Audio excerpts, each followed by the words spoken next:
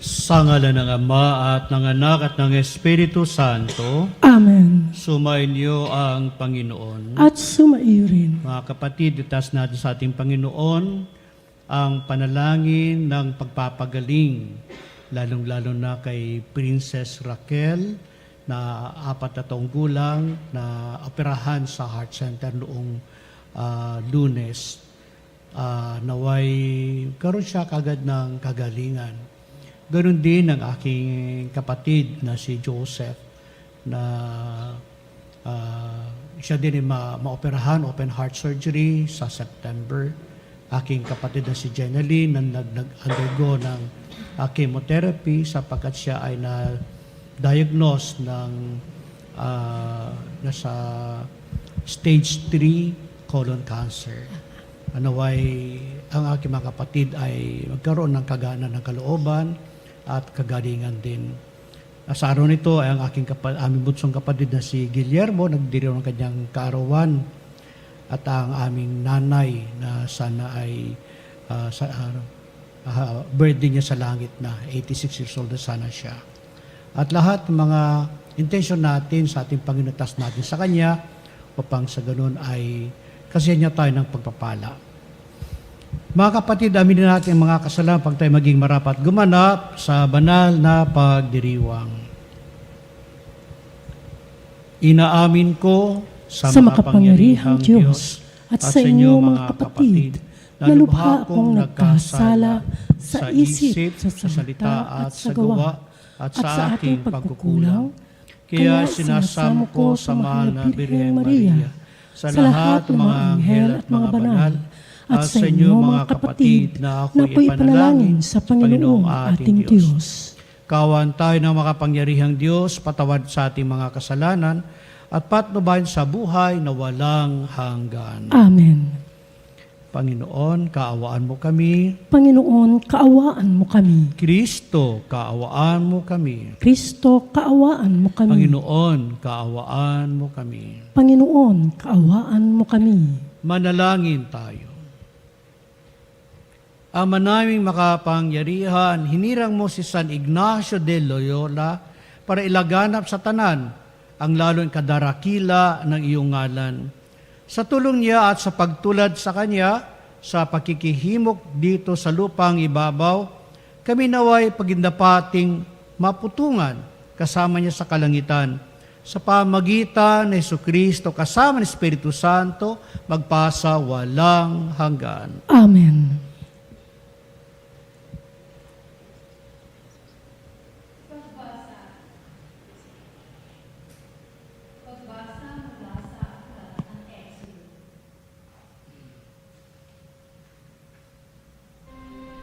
Noong mga araw na iyon, ginawa ni Moises ang lahat ayon sa utos ng Panginoon. Kaya ang tabernakulo'y itinayo nila noong unang araw ng unang buwan ng 2 taon mula nang umalis sila sa Ehipto. Si Moises ang nagtayo ng tabernakulo. Inilagay niya ang mga tungtungan nito.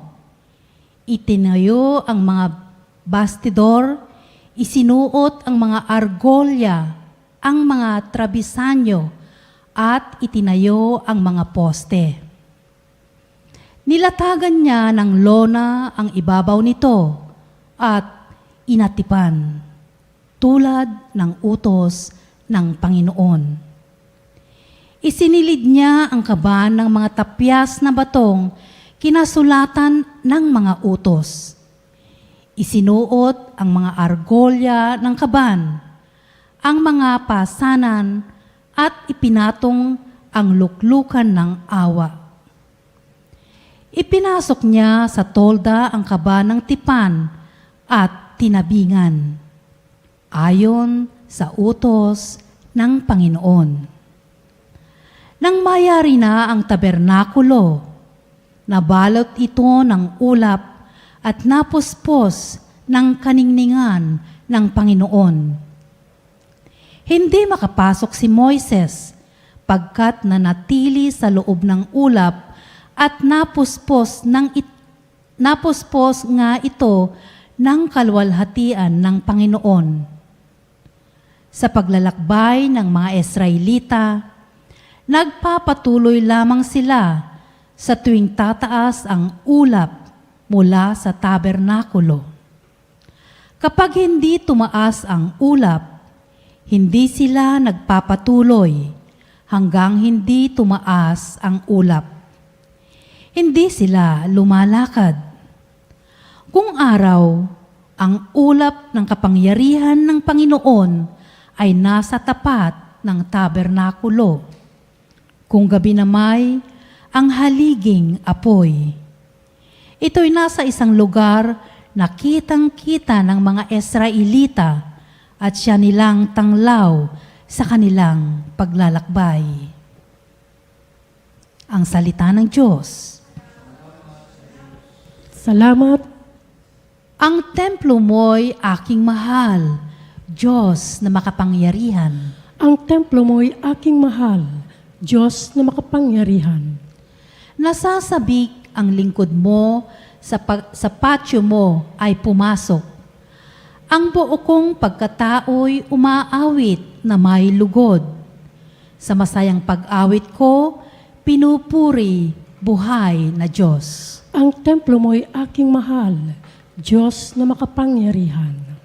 Panginoon, sa templo mo, mga mayay nagpupugad, maging ibong layang-laya sa templo mo'y nagagalak. May inakay na kalinga sa tabi ng iyong altar. O Poon, Hari namin at Diyos na walang kupas. Ang templo mo'y aking mahal, Diyos na makapangyarihan. Mapalad na masasabi, silang dooy tumatahan at palaging umaawit, nagpupuring walang hanggan. Ang sa iyo umaasay, masasabing mapalad din, habang lumalakad, lalo mo ngang silang palakasin. Ang templo mo'y aking mahal, Diyos na makapangyarihan. Kahit isang araw lamang, gusto ko pang sa templo mo, kaysa 1,000 araw na iba ang tahanan ko. Gusto ko pang maging bantay sa pinto ng iyong templo, kaysa ako'y mapasama sa masasamang tao. Ang templo mo'y aking mahal, Diyos na makapangyarihan.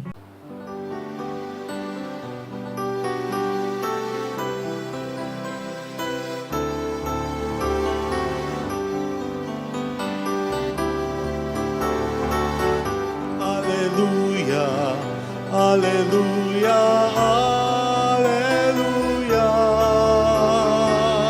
alleluia, alleluia, alleluia, alleluia, alleluia. Alleluia, alleluia,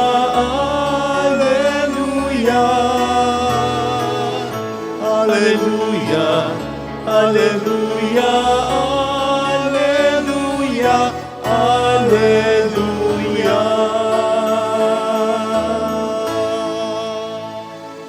Sumainyo ang Panginoon. At sumairin. Ang mabuting balita ng Panginoon ayon kay San Mateo. Papuri sa iyo, Panginoon. Noong panahong iyon, sinabi ni Jesus sa mga tao, ang paghahari ng Diyos ay katulad din ng isang malaking lambat na inihagis sa dagat at nakahuling sari-saring isda. Nang mapuno ay hinila ito sa pampang at naupo ang mga tao upang pagbukod-bukirin ang mga isda. Tinipon nila sa masisidlan ang mabubuti, ngunit itinapon ang mga walang kwenta. Gayun din ang mangyayari sa katapusan ng daigdig. Darating ang mga anghel at hihiwalay ang mga makasalanan sa mga banal at ihahagis ang mga makasalan sa maningas na pugon. Dooy mananangis sila at mangangalit ang kanilang ngipin. Nauunawaan na ba ninyo ang lahat na ito? Tanong ni Jesus. Opo, sagot nila. At sinabi niya sa kanila, kaya nga, ang bawat eskriba na kumikilala sa paghahari ng Diyos ay tulad isang puno ng sambayanan na kumukuha ng mga bagay na bago at luma sa kanyang taguan. Nang masabi na ni Jesus ang mga talinhagang ito, siya'y umalis doon. Ang mabuting balita ng Panginoon. Pinupuri ka namin, Panginoong Hesu Kristo. Ang ating pong binasang ebanghelyo ay nasa 13 kabanata ng ebanghelyo ni San Mateo. At ito ay naglalaman ng 7 talinhaga. At ito ngayon, kauli-hulihan ay ang talinhaga ng lambat. At makita natin dito na ang lambat ay inihagis upang manghuli ng isda. Sari-saring isda ang nahuli nito.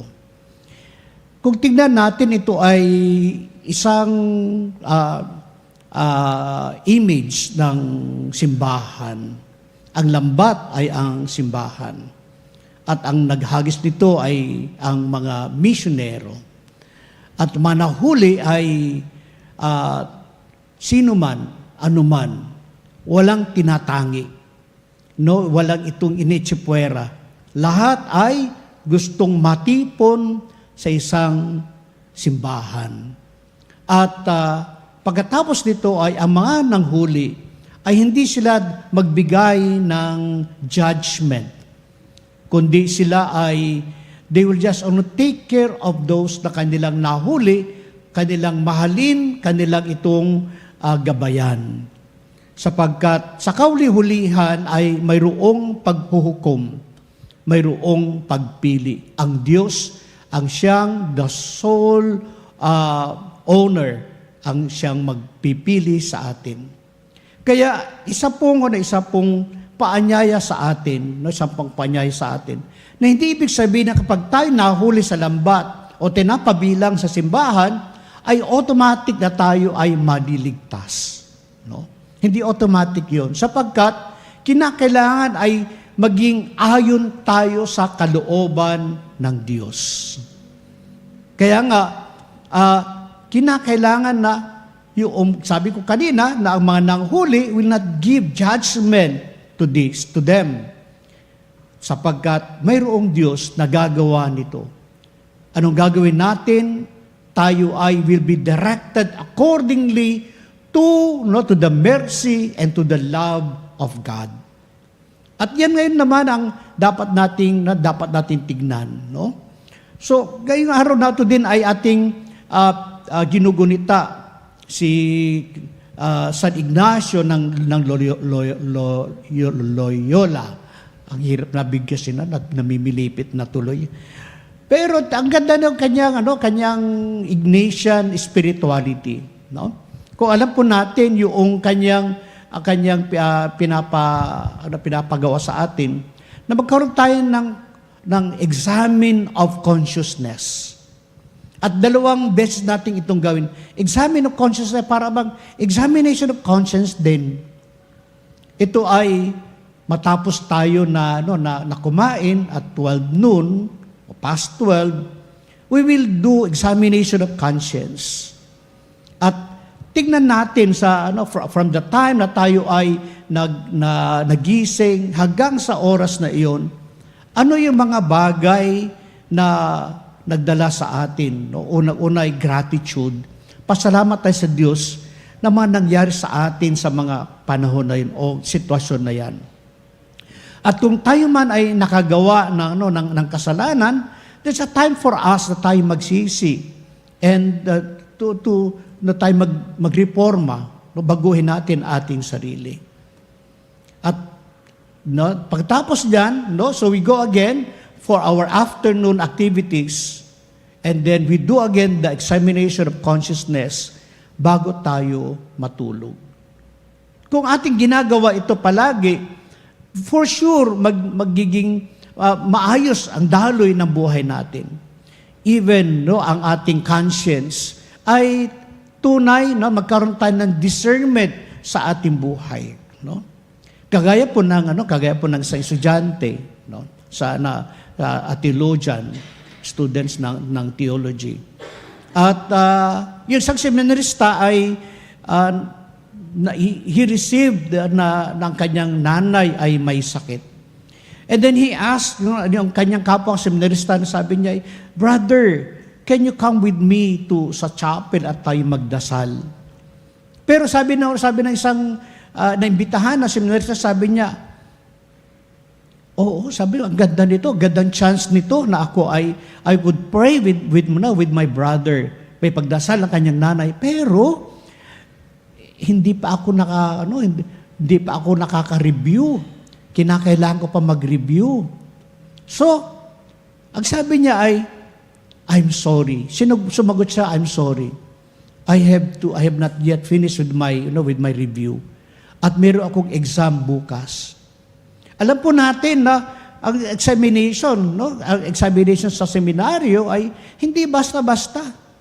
Ang hirap na kapag ikay bumagsak sa iyong examination, for sure, baka ito ang magiging dahilan na hindi ka ma-ordain. No?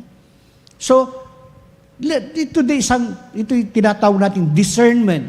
Magkaroon tayo ng discernment. Ito ba ay dapat kong gawin o pwede namang later on? Another example ay mayroong isang binata na Sunday, pupunta siya na magsimba sa simbahan. At along the way ay nakita niya ang kanyang kapitbahay na nahilo at bumagsak, no, sa tabi ng daan. And ang binata, he went out sa kanyang sasakyan at kanyang tinulungan, no. Ito ngayon, sabi ay, what's best dito, no? Sa damdamin na lalaki was confident na sabi niya ay, mas maganda na tulungan ko yung matandang ito at dalhin ang matandang ito sa hospital. Then later on, I would go and have I would hear masses perhaps later in the afternoon. Again, discernment. Yung ating pagbalance ng responsibilidad natin ng ating behavior, balansehin natin ito. Ito ba'y naayon sa kalooban ng Diyos? Upang ating ginagawa ay tayo ay later on maligtas, makasama ng Diyos sa Kanyang kaharian. Amen.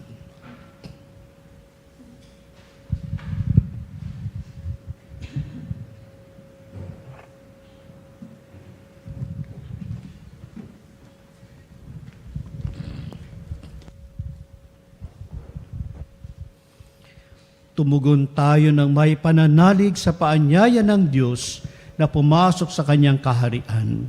Buong kababang loob tayong manalangin. Panginoon, dinggin mo ang aming panalangin. Panginoon, dinggin mo ang aming panalangin. Ang simbahan, naway huwag tumigil sa pagpapahayag ng Ebanghelyo sa lahat ng tao, lahat ng dako, wika at kultura. Manalangin tayo sa Panginoon. Panginoon, dinggin mo ang aming panalangin. Ang mga tao, naway huwag manatiling sarado sa nakaugaliang kultura, bagkos mapayaman nila ang isa't isa sa kanilang pananampalataya kay Kristo. Manalangin tayo sa Panginoon. Panginoon, dinggin mo ang aming panalangin. Ang mga walang-wala sa mundong ito, naway maging mga tagapagmana ng kayamanan ng kaharian ni Kristo. Manalangin tayo sa Panginoon. Panginoon, dinggin mo ang aming panalangin. Ang mga pinanghihinaan na ng loob dahil sa bigat ng kanilang mga pagsubok at karamdaman. Naway huwag ipinid ang kanilang puso at bagkos palalimin pa ang kanilang pananampalataya kay Kristo sa dinaranas nilang mga pagdurusa. Manalangin tayo sa Panginoon. Panginoon, dinggin mo ang aming panalangin. ang mga namatay, naway tanggapin sa kaharian ng langit. Manalangin tayo sa Panginoon. Panginoon, dinggin mo ang aming panalangin. Panginoong Diyos, makibahagi nawa kami sa iyong pag-ibig na bukas sa lahat ng tao. Tanggapin mo kaming lahat kasama ng aming kapatid na Jesucristo ngayon at magpasawalang hanggan. Amen.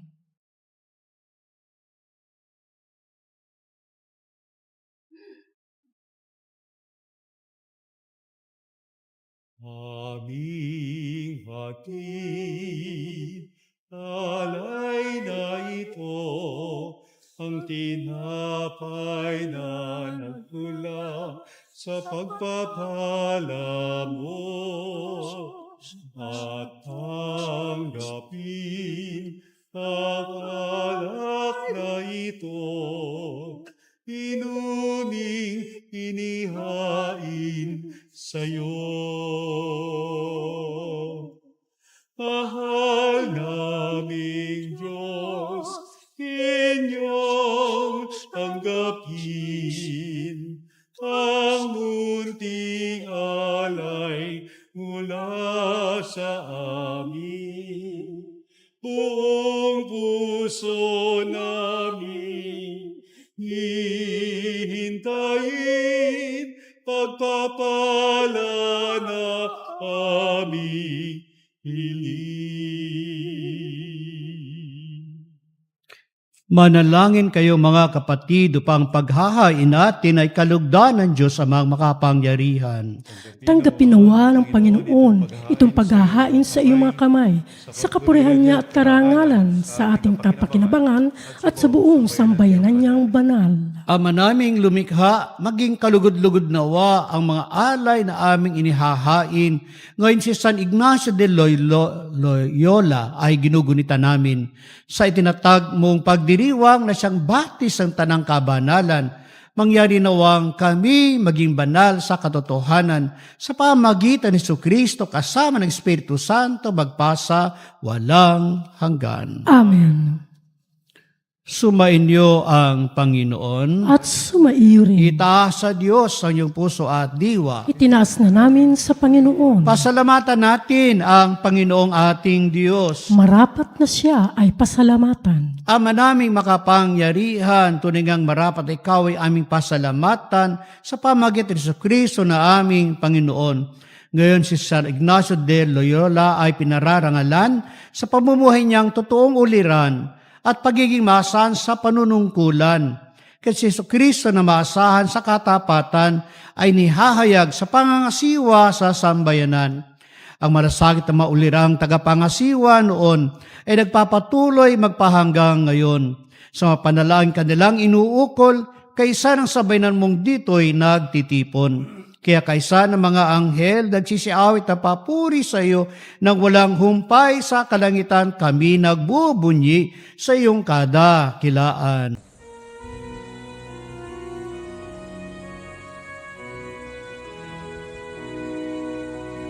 Santo, Santo, Santo, Panginoong Diyos ng mga hukbo, napupuno ang langit at lupa ng kadakilan mo. Hosana, Hosana sa kaitaasan, pinagpalang na paririto sa ngalan ng Panginoon. Hosana, Hosana sa kaitaasan.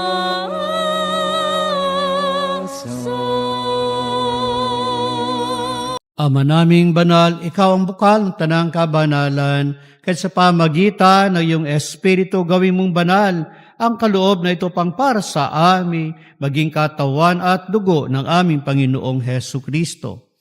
Bago niyong pinagtiisang kusang loob na maging handog, hinawakan niya ang tinapay, pinasalamatan kaniya, pinaghati-hati niya iyon, iniabot sa kanyang mga alagad at sinabi, Tanggapin ninyo lahat ito at kanin, ito ang aking katawan na ihahandog para sa inyo.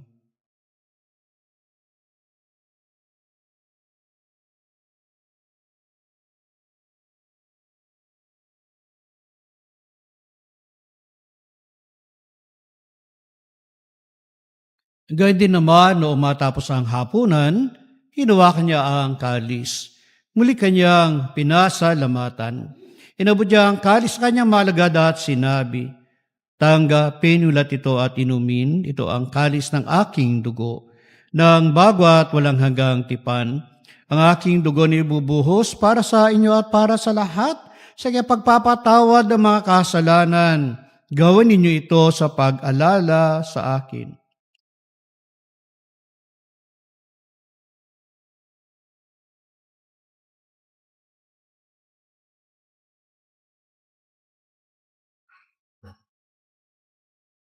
Ipagbudyan natin ang misteryo ng pananampalataya.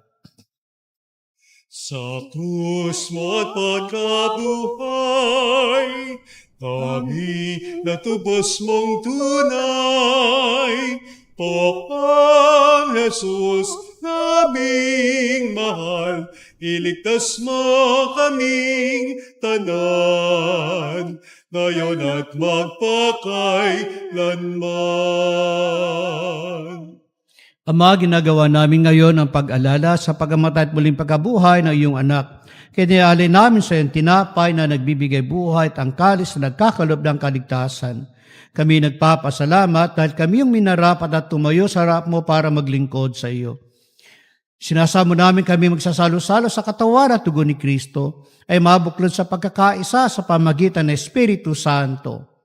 Ama, lingapin mo ang simbahang laganap sa buong daigdig. Puspusin mo kami sa pag-ibig kaysa ni Leon na aming Santo Papa at ni Elias na aming obispo ng Tanang Kaparian.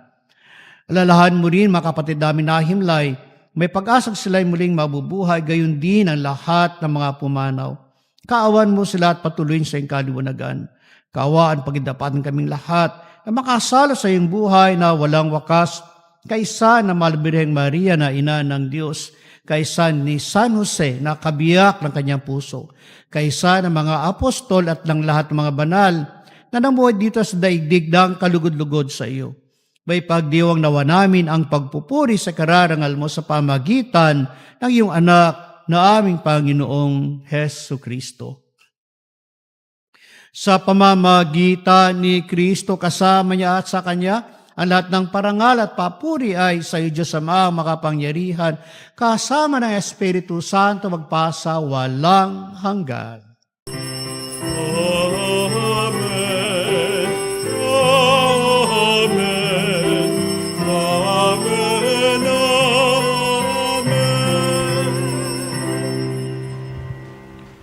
Sa tagubilin mga nakagagaling na utos at turo ni Jesus na Panginoon natin at Diyos, pahayag natin ng lakas loob.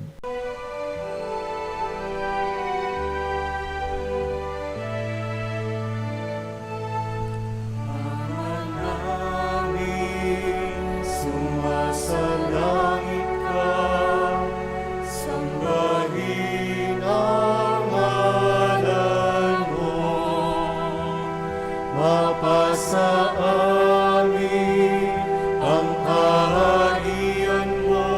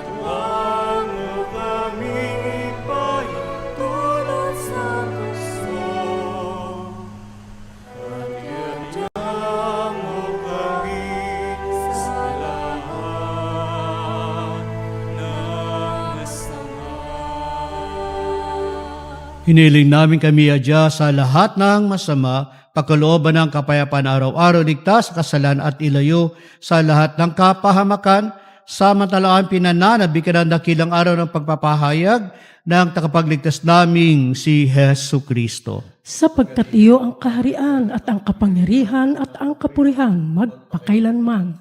Amen. Panginoong Hesu Kristo, sinabi mo sa iyong mga apostol, kapayapaan ang iniiwan ko sa inyo, ang aking kapayapaan na binibigay ko sa inyo.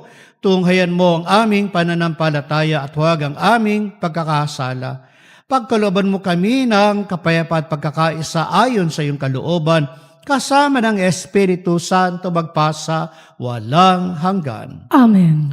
Ang kapayapaan ng Panginoon ay laging sumainyo. At sumaiyo rin. Magbigayan kayo ng kapayapaan sa isa't isa. Peace be with you. Payapaan po sa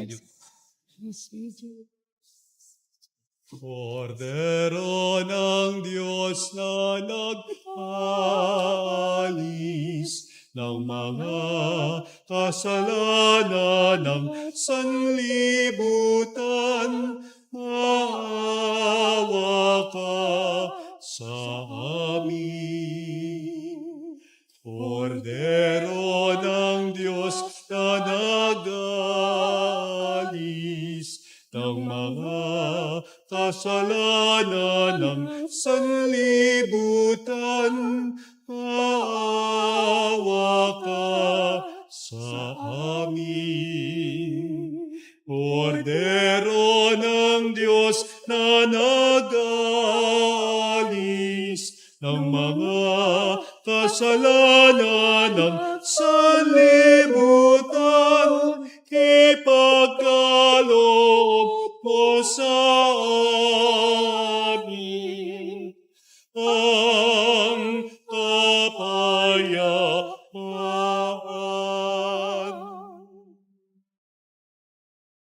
Ito ang kordero ng Diyos. Ito nag-aalis sa mga kasalanan sa libutan. Mapalad ang may nanyayahan sa piging ng kordero. Panginoon, hindi ako karapat-dapat na magpatuloy sa iyo, ngunit sa isang salita mo lamang ay gagaling na ako.